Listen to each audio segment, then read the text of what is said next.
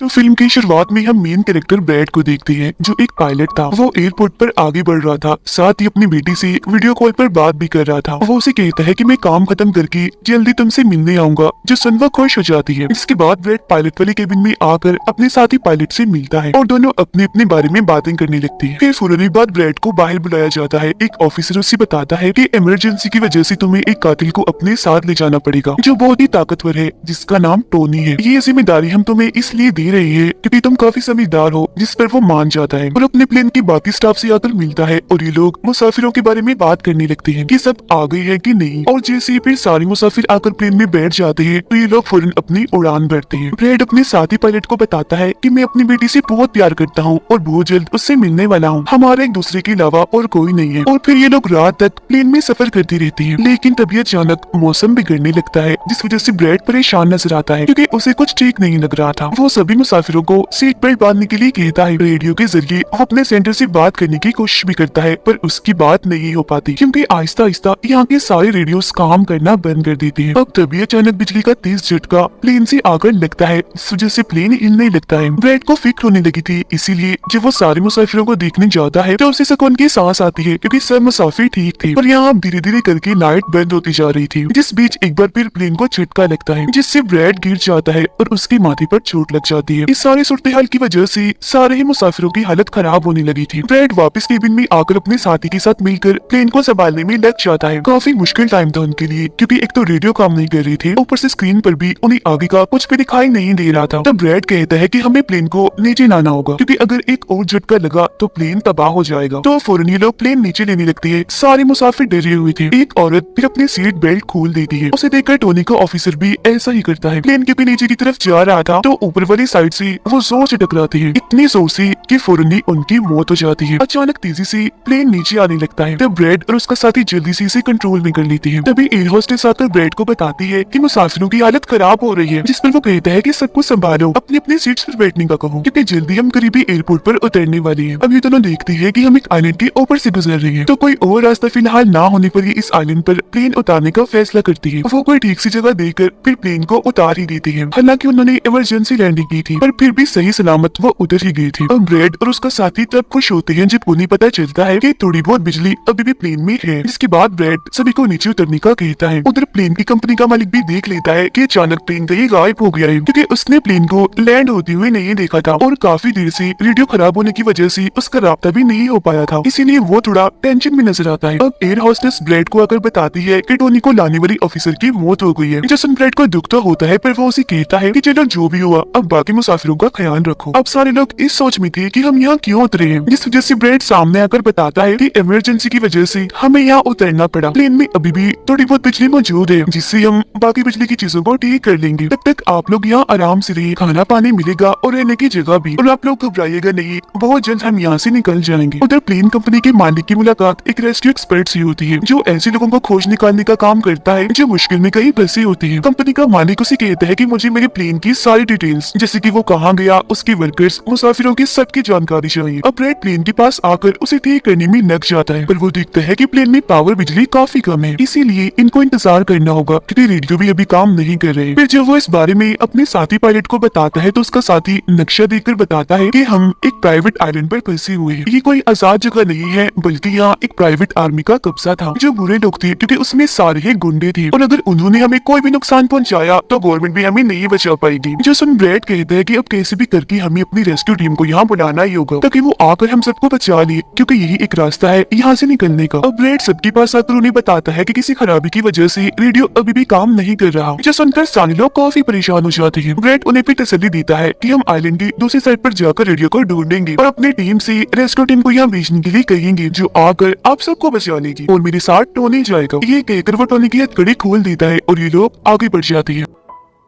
अब हम private army इन्हें जो बुरे लोग थे उनके हेड को देखते हैं, जिसके पास एक आदमी आकर बताता है कि यहाँ आइलैंड पर एक प्लेन आकर रुका है इमरजेंसी की वजह से, और उसके अंदर बहुत सारे लोग हैं जो अलग अलग मुल्कों से हैं। जो सुनकर प्राइवेट आर्मी का हेड उसे पैसे देता है इस जानकारी की और फौरन अपनी टीम को तैयार होने का कहता है, क्योंकि शायद ये लोग उन्हें लौटने के इरादे से जाने वाली थी। आइलैंड के जंगल में ब्रैड और टोनी आगे बढ़ रहे होते हैं। टोनी ब्रैड से पूछता है कि तुमने मुझे आजाद क्यों किया और अब कहाँ लेकर जा रहे हो। तब ब्रैड उसे कहता है क्योंकि मैं तुम्हारी वजह से सबको खतरे में नहीं डाल सकता और यहाँ एक खतरनाक प्राइवेट आर्मी है जिसका मेरे साथ मिलकर तुम्हें सामना करना है। वो फिर और भी बहुत सारे सवाल ब्रेड से करता है और फिर अचानक ही चुप हो जाता है। तो जब ब्रेड पीछे मुड़कर देखता है तो टोनी वहाँ नहीं था, वो गायब हो गया था। उधर रेस्क्यू एक्सपर्ट प्लेन की जानकारी निकालने में लग जाता है। एक वीडियो में वो ब्रेड को देखता है जो झगड़ते हुए मुसाफिर से लड़कर उसे काफी मारता है। अब उसकी लड़ने की महारतें देखकर रेस्क्यू एक्सपर्ट काफी खुश हो गया था। जिसकी बात वो एक प्राइवेट कंपनी के लीडर से बात करता है, कहता है कि आप लोग तैयार रहिए, कभी भी आपकी जरूरत हमें पड़ सकती है। जिस पर वो हाँ बोलता है। जंगल में आगे बढ़ते हुए ब्रेड एक खाली पड़ी फैक्ट्री में जाता है जहाँ वो एक बंद रेडियो मशीन को ढूंढ ही लेता है और फिर उसे ठीक करके फोन लगाता है। हेल्पलाइन पर उसकी बात होती है जिनमें वो अपने प्लेन और इस आइलैंड के बारे में बताता है, लेकिन लाइन में कोई गड़बड़ी होने की वजह से सामने वाला इंसान उसकी बात सुन ही नहीं पाता। तब उसे एक आइडिया आता है, वो ये सारी चीजें अपने बेटे को लिखवा कर उसे अपने ऑफिस में बताने का कहता है। अब तभी एक आदमी आकर ब्रेड पर हमला कर देता है। तो वो उसे पकड़कर काफी मारता है और बेहोश कर देता है। तभी ब्रेड को महसूस होता है जैसे इस कमरे में कोई आ रहा है, इसीलिए जल्दी से वो छुप जाता है। पर वहाँ और कोई नहीं बल्कि टोनी था जिसने बहुत सारे गुंडों को मारकर उनके हथियार ले लिए थे और वो ब्रेड को आवाज लगाने लगता है। फिर जब ब्रेड सामने आता है तो कुछ हथियार वो उससे भी दे देता है। इसके बाद ये दोनों नीचे की तरफ आने लगते हैं। तब यहाँ उन्हें एक कैमरा मिलता है जिसमें चल रही वीडियो से उन्हें पता चलता है कि वो खतरनाक प्राइवेट आर्मी यहाँ आने वाले लोगों को अगवा कर लेती है और फिर उन लोगों की फैमिली से अच्छी खासी रकम लेती है उन्हें छोड़ने के बदले। जो देख वो समझ जाते हैं कि हमारे मुसाफिर भी खतरे में हैं। अब ये दोनों बाहर खड़ी गाड़ी में आकर बैठ जाते हैं और अपने मुसाफिरों की तरफ जाने लगते हैं। उधर जब सारी मुसाफिर बैठी हुई थी तो तभी उन्हें किसी गाड़ी की आवाज आती है। वो ये सोचकर काफी खुश हो जाती है कि जरूर ये ब्रेड है, पर ब्रेड नहीं, वहाँ तो वो खतरनाक प्राइवेट आर्मी थी। वो गोलियां चलाकर इन लोगों की तरफ बढ़ रही थी। इन गोलियों की आवाज ब्रेड और टोनी ने भी सुन ली थी। प्राइवेट आर्मी का हेड पायलट से सभी मुसाफिरों की लिस्ट मांगता है। तब जल्दी से एयर होस्टेस उसे लिस्ट लाकर दे देती है। फिर वो हेड पूछता है कि तुम्हारा सीनियर पायलट ब्रेड कहाँ पर है, जिस पर वो बताता है कि किसी काम से वो जंगल में गया था पर अभी तक वापस नहीं आया। इसी दौरान एक औरत वहाँ से भागने की कोशिश करती है पर वो लोग गोली चलाकर उसे मार देते हैं। ये आवाज सुनकर ब्रेड उनकी मदद करने के लिए भागता है पर टोनी उसे रोक लेता है। गुंडे सारे मुसाफिरों को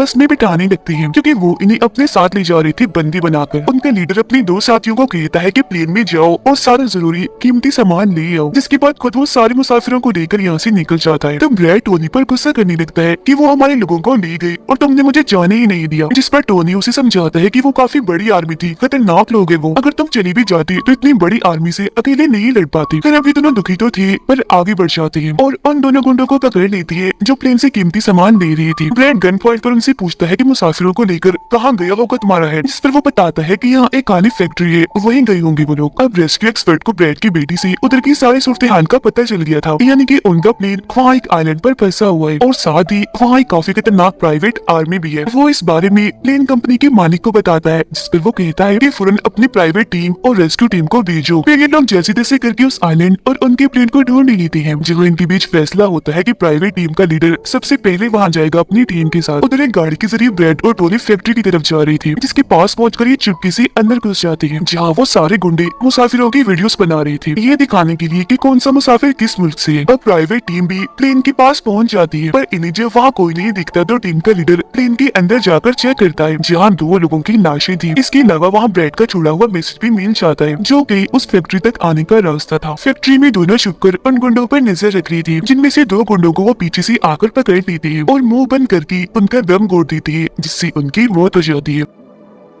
फिर ये खुफिया दरवाजे से आगे बढ़ती है और एक कमरे के बाहर जा पहुंचती है। उस कमरे के अंदर ही सारे मुसाफिरों को कैद किया हुआ था। वहाँ बहुत सारे गार्ड्स खड़े हुए थे, जिन्हें देखकर टोनी को काफी गुस्सा आ जाता है, इसीलिए वो वहाँ पड़ा हथौड़ा उठाकर एक एक करके सभी को मारता जाता है। फिर ब्रेड एक गुंडे से चाबी लेकर उन मुसाफिरों को कमरे से आजाद कर देता है। वो फिर सबको कहता है कि जल्द से जल्द प्लेन के पास पहुंचो, क्योंकि रेडियो के जरिए उन्हें मदद मंगवाई है, रेस्क्यू टीम आती ही होगी। इसके बाद वो सब लोगों को बस में बिठाता है। तभी टोनी उसके पास आकर बताता है कि वहाँ बाहर बहुत सारे गुंडे खड़े हुए हैं, तो हम यहाँ से नहीं निकल सकते। वो जब भी मुसाफिरों को परेशान देखता है तो कहता है कि मैं मुसाफिरों का ध्यान भटकाऊंगा, जबकि टोनी तुम सभी मुसाफिरों को यहाँ से ले जाना। जो कहकर ब्रेड वहाँ से निकलकर गुंडों के पास आता है, उनके हेड से बात करता है कि मेरी टीम यहाँ आ रही है, इसीलिए तुम मेरे मुसाफिरों को छोड़ दो। अब तभी गुंडे आकर उसे मारने लगते हैं और उनका हेड कहता है कि ऐसे कैसे छोड़ दूं, पैसों के बगैर मैं किसी को नहीं छोड़ता। जिसके बाद वो गोली से जैसे ब्रेड को मारने वाला होता है कि तभी प्राइवेट टीम यहाँ आकर उन पर हमला कर देती है। वो काफी गोलीबारी करती है, जिसमें बहुत सारे गुंडे मारे जाते हैं। जिसके बाद वो ब्रेड को लेकर यहाँ से जाने लगते हैं। बस में बैठकर निकल जाते हैं। गुंडों का लीडर देखता है कि बाकी गुंडों के साथ साथ मेरा भाई भी मारा गया है, तो उसे काफी गुस्सा आता है। इसीलिए वो अपनी टीम को कहता है कि जल्दी करो, तैयारी पकड़ो और हाँ, किसी को भी मत छोड़ना, एक एक को चुन चुन कर मार देना। गाड़ी में ब्रेड उस प्राइवेट टीम से बात करने लगता है, तो उनका हेड उसे बताता है कि हम छोटी सी प्राइवेट टीम है जो बस तुम्हें यहाँ बचाने की मिशन में आई है, क्योंकि हम कोई रेस्क्यू टीम नहीं है। उन्हें आने में तो अभी और भी वक्त है। जो सुन ब्रेड घबरा तो जाता है पर कहता है कि कोई बात नहीं, मेरे पास एक आइडिया है। इसके बाद ये लोग भी प्लेन के पास आ जाते हैं, जहाँ सारे मुसाफिरों को टोनी पहले ही ला चुका होता है। ब्रेड फिर अपने लोगों को कहता है कि एक प्राइवेट टीम हमारी मदद करने यहाँ आ गई है और अब उनकी मदद से हम प्लेन को चला लेंगे और फौरन यहाँ से निकल जाएंगे। तो आप सब लोग जल्दी से प्लेन में बैठ जाएं, क्योंकि हम रेस्क्यू टीम का इंतजार नहीं कर सकते, उन्हें आने में वक्त है और अगर हम यहाँ रुके तो उस खतरनाक आर्मी के हाथों मारे जाएंगे। जो सुनकर सारे लोग प्लेन में बैठ जाते हैं, जबकि ब्रेड प्राइवेट टीम के लीडर के साथ मिलकर प्लेन को ठीक करने में लग जाता है। जहाँ तभी वो गुंडे आकर इन पर हमला कर देती है, जिनको देखकर प्राइवेट टीम उन्हें रोकने में लग जाती है और यहाँ दोनों तरफ से ही काफी गोलीबारी होती है। पर इस टीम के पास काफी अच्छी गन्स थी,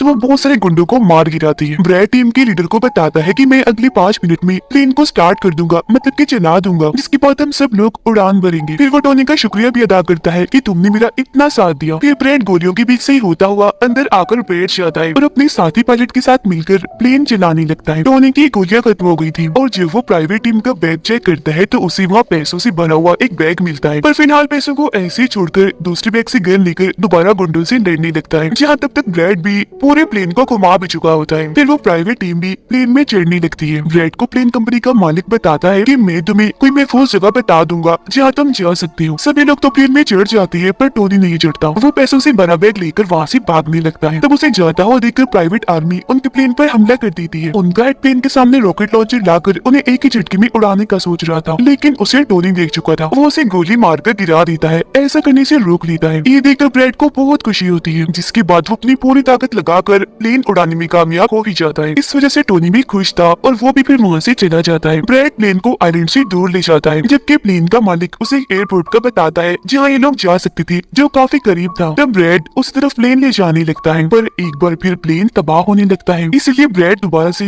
इमरजेंसी लैंडिंग करवाता है और उनका प्लेन नीचे आने के बाद जंगल के रास्ते आगे बढ़ने लगता है। सब लोगों की जान बच गई थी, इसीलिए वो काफी खुश थे। उधर प्लेन कंपनी का मालिक और उसकी टीम भी बेहद खुश थी। ब्रेड और उसका साथी भी सुकून की सांस लेते हैं कि कम से कम वो उस आइलैंड से तो निकल आए थे और सबकी जान भी बच गई थी। कुछ ही देर में यहाँ इनकी रेस्क्यू टीम भी आ जाती है, जिन्हें देखकर सारे मुसाफिर खुश तो थे, साथ ही ब्रेड की बहादुरी पर तालियां बजा रही थी। ब्रेड फिर सारे मुसाफिरों को रेस्क्यू टीम के साथ पेश देता है, जिसके बाद वो अपनी बेटी से बात करता है। वो इस बात से काफी खुश थी कि थैंक गॉड मेरी डैड जिंदा है। दोनों बेटी बात करके बहुत खुश थे और इसी के साथ ब्रेड की बहादुरी की ये कहानी इधर ही खत्म हो